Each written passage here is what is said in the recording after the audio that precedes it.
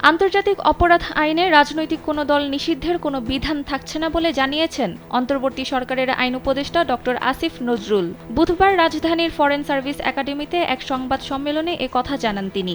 আইন উপদেষ্টা বলেন, আন্তর্জাতিক অপরাধ ট্রাইব্যুনাল অধ্যাদেশের খসড়া উপদেষ্টা পরিষদকে গ্রহণ করতে হবে। সরকারের প্রস্তাব আছে রাজনৈতিক দলের সাজার সুপারিশ করতে আদালতকে সরাসরি ক্ষমতা দেওয়া।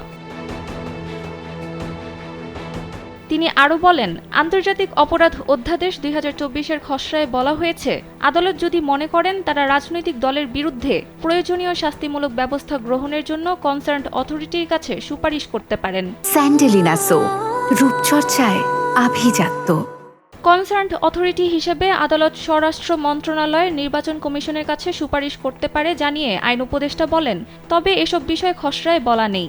আসিফ নজরুল আরও বলেন, উপদেষ্টা পরিষদে আলোচনা করে সিদ্ধান্ত হয়েছে তারা এই বিচারকেও অন্য কোনো বিষয়ের সঙ্গে সম্পর্কিত করতে চান না। রাজনৈতিক দল বা কোনো সংগঠনকে নিষিদ্ধ করার প্রশ্ন এলে এই আইনকে অযথাই প্রশ্নবিদ্ধ করার সুযোগ সৃষ্টি হবে। সরকার সেই সুযোগ দিতে চায় না। সরকার খুব সুন্দরভাবে বিচারটা করতে চায়, এজন্য দল নিষিদ্ধের বিষয়টি বাতিল করা হয়েছে।